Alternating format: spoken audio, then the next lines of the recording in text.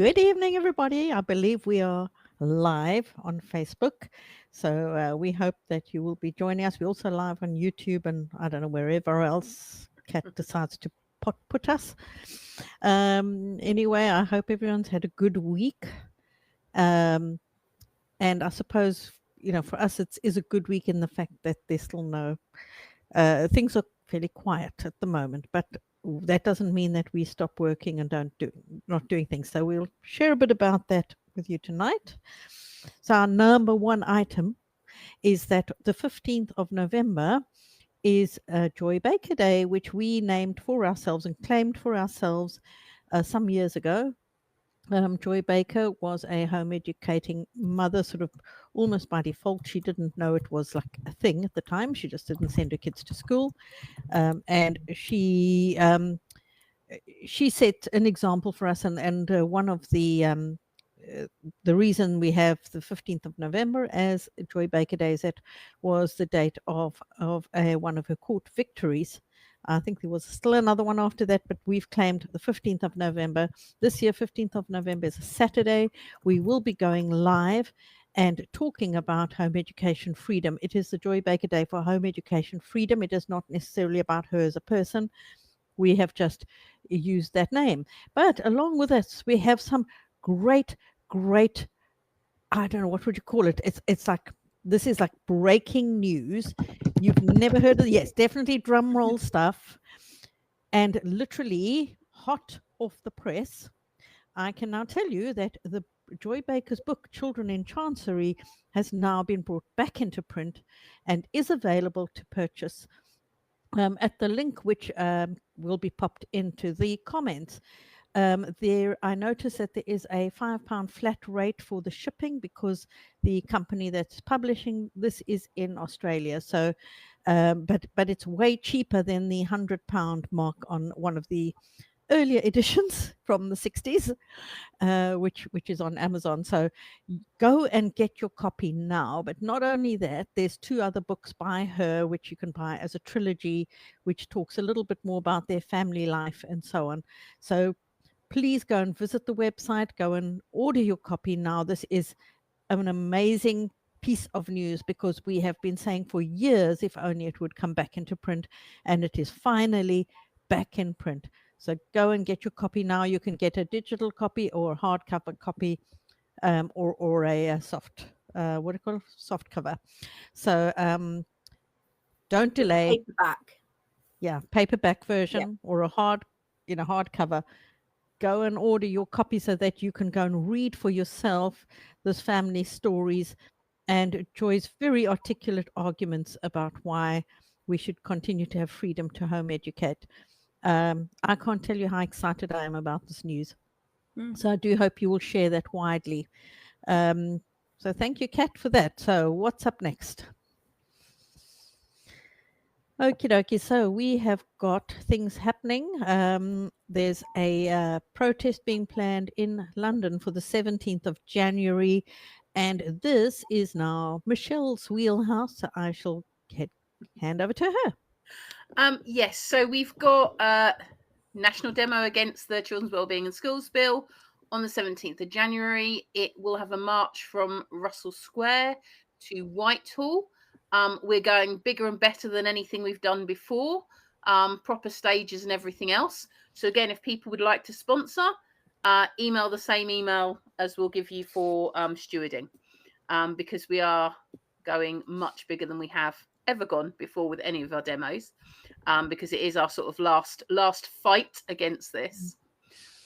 We're also still looking for more stewards. So if you feel you can assist with stewarding, if you pop us an email, so we can get you added onto the list and trained up if need be. So yes, and we just want everyone coming down. And it's a Saturday. Yeah, it is a Saturday. Yes. So it's a Saturday, and the protest will be, the rally part of the demo will be at Whitehall, so near Downing Street itself. Please put it in your diaries now, and really, let's commit. Let's get as many people involved. Let's share this as much as possible. Come rain or shine, let's not be deterred. Let's make sure we dress well and we plan to be there. And we also make plans for traffic disruptions and all of that. Let's have a plan to be there on the 17th of January. And along with that, we've got a request from Quiver. Is that what we're talking about now? Yeah. Yes, as well. So Quiver's been on the marches with us since about March, I think. So if you've been watching any of the live streams through CP Reports, that's her. And she's been putting together a documentary for us, and which also then, as well as including bits from all the protests and marches, she's done interviews, and she's been to other types of adjacent issues around the Children's Wellbeing and Schools Bill and the battles we're having to try and get them to significantly amend it if they won't withdraw it. And so she's put together a documentary that's in its final stages. It's in those last little bits of it, and we're looking for a name for it. So if anyone has a good name, if they can pop an email across, and again we'll put the email in the we'll put the email link in the comments. If you can pop it across, any suggestions, because we're looking to name that documentary as well before it's released. We're aiming to release it before the protest, so it should be out the very beginning of January. Yeah, something that's catchy, but also makes people aware of what it is about, really. Absolutely. Yeah. So please do come up with your ideas. We'd love to hear it. Okay, so yeah, we have an article which from Fiona Nicholson on the Ed Yourself website, which just explains that there's no date yet for the report stage of the Lords in the Lords for the Children's Wellbeing and Schools Bill. I'm reading Fiona's wording, and actually the correct name is the full one. So we've heard nothing more. And I don't know, you might be able to add a bit more information on that, Michelle. Well, I think they're obviously getting ready to do something, because we've had a flurry of will write letters, but we still haven't had a few that we're expecting. So they definitely haven't given all of them up yet, because there were definitely a few others promised during the committee stage. So would you explain what those are, Michelle? So if anyone who was watching the committee stage in the House of Lords, there were some bits where Baroness Smith didn't answer the question that other peers put to her during the committee stage. She agreed that she would write to them with a note afterwards. And so these are ones where she doesn't have the answers off the top of her tongue. She's got to go and double check and then writes with them. So we've had a flurry of them come out this week, quite a few. So we know that stuff's moving along, because they will also help the Lords be informed on what amendments to put forward for the report stage, because some of these are questions that they had at committee stage, where they've withdrawn their amendment because they didn't have enough information either way. So now they've got that information in these will write letters, so that helps the peers to decide, is there any room to put that amendment back in, or does it look like the government themselves have realised the error of their ways and maybe making amendments themselves towards where we'd want it to be. So they're quite important in that they're a stage showing it's getting closer to the report stage, but also for helping members of the House of Lords know what direction they want to take their amendments. But also quite important for us, because it gives us an idea of where the government is completely entrenched in certain views, and where the government may be ready to give some wriggle room. And if the wriggle room we want, then they're the buttons we want to be pressing to encourage that wriggle room to happen. So that's an indication that things are moving forward. But I know when people have checked the calendar seems to be already quite tight up till the very end of November. So there's no obvious place where they could start the report stage, certainly before the 21st of November. Which is good from our perspective, but we can't rest on our laurels, because the fact that will write letters have come out means that stuff is shifting. Yeah, and as us, if you are of a one of those people who's inclined to get down on your knees and pray, still lots of opportunity for that as Absolutely. well. Don't stop doing that. Absolutely. Yeah.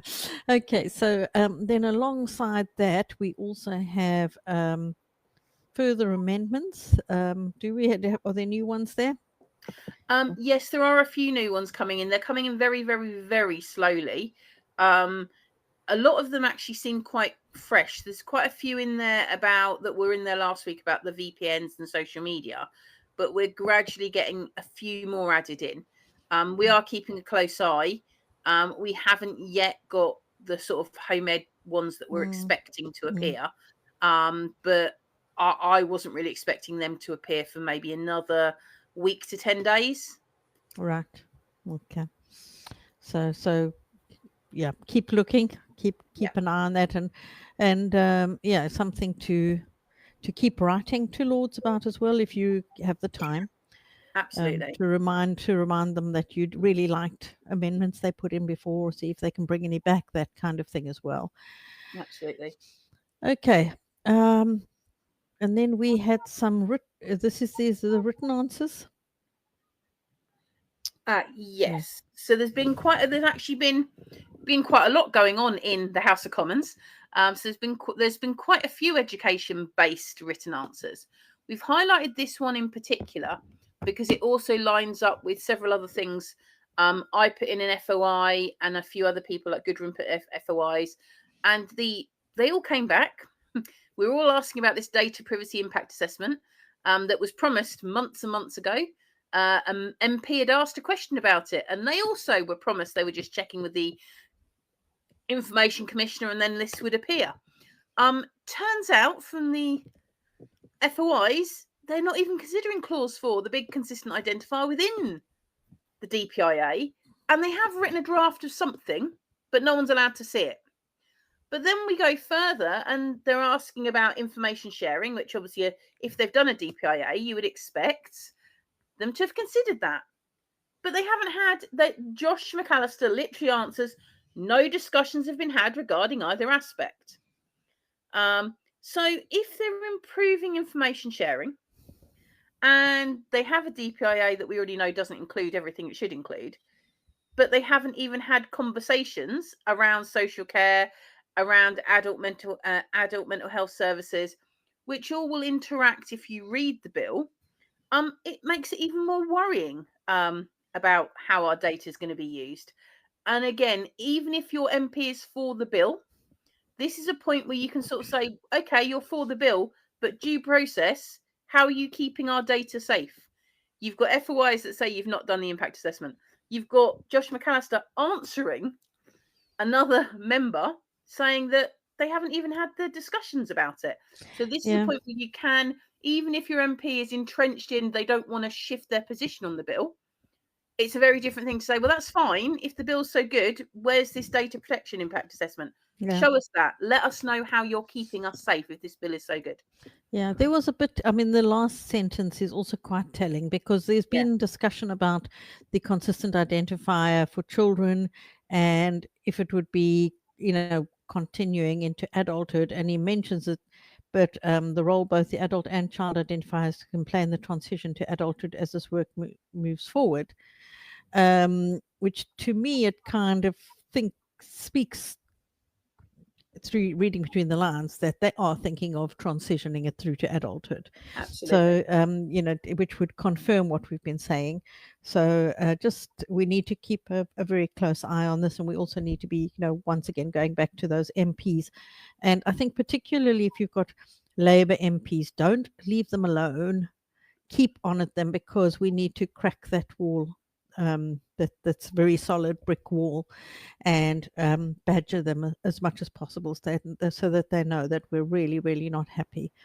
There are cracks appearing as well, it will give people comfort to know that you are more likely now statistically to get a response from your MP than you are to not, as we've gone well over the 50% mark for responses from MPs, which is fantastic, absolutely fantastic.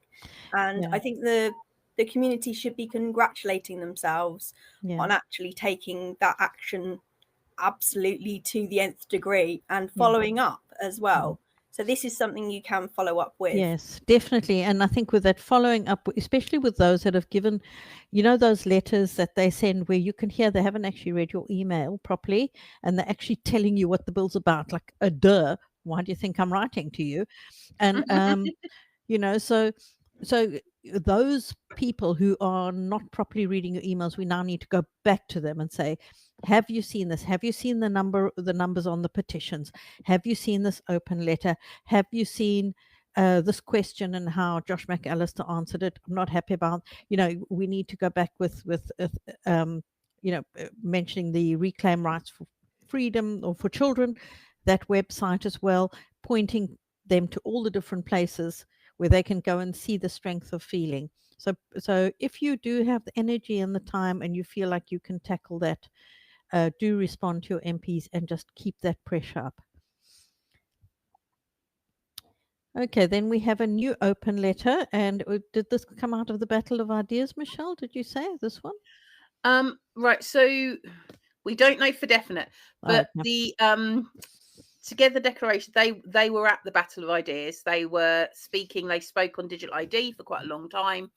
And myself and some other members of the Alliance were at the Battle of Ideas. And many conversations were had with this particular group about how the Children's Wellbeing in Schools Bill aligns with their values and the similarities with the digital ID. And we asked if they could sort of take up the mantle as such. So we were overjoyed to see a mere couple of weeks later an open letter that has taken on board the points that we'd raised with them, and they've put the open letter out there. So it's good that the message is getting out there. Yes. So yes, it is another thing to sign and to share, but think about how long it's going to take you to sign and share it. Somebody mentioned on the group earlier this week about having petition fatigue. Honestly, you could sign every single petition we send your way in 1 hour. And if that's all you do, fantastic. So let's not stop. Just take those few minutes that it takes to sign it and share it with others as well, because we just have to try everything. We cannot afford to lose this battle. So try everything, do everything you can. If you aren't able to attend protests, this is something you can do. Yeah. So, and the other bit, remember, this is also an organisation who knows what they're talking about when it comes to digital ID. They've been campaigning against digital ID for years. They were about campaigning when the COVID passports were going to prevent you accessing things like that and stuff. So the fact that they've read the materials, listened, done their own research, because they don't just go off what someone else says, and they're coming out and finding the same issues we've already found and are now amplifying it, means that I know we've been banging on about it since January, but it's good that other organisations are now recognising the harms in this bill. And the more we can get other organisations building up, which again, once you get a few other organisations realise, then other organisations who ignored us before start listening, because they're like, oh, well, if they're following them, what have they got to say? And then gradually we get to the point where we're being heard properly by those in the power that be. Yes. And it is that thing of just the more people that are protesting and questioning and challenging, the more voices they're hearing, they cannot keep ignoring it. As I know they will try their best to, but just keep it up, just keep promoting these kinds of things. And if you find other organizations, I know Christian Concern have also raised concerns. If you find other organizations, share that stuff, get it out there more widely. And that brings us back to our other petition, which has been running for a while, which is the Reclaim Rights for Children petition. This one is another one that if you haven't signed it yet, please do go and sign it. This is particularly focused on the digital identifier and data sharing. So this goes beyond just home education. So this is one to share on school networks if you're involved in any as well, and other groups that are opposed to digital IDs and that kind of thing. just get this out there, and let's get all of these numbers up.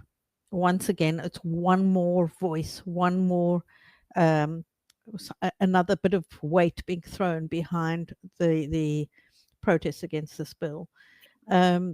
The other bit, this petition is quite useful, where some of you have reached out asking, well, how do I approach my MP and explain those issues? That the beauty of the change petitions, which you don't get with the government petitions, is you can actually write stuff.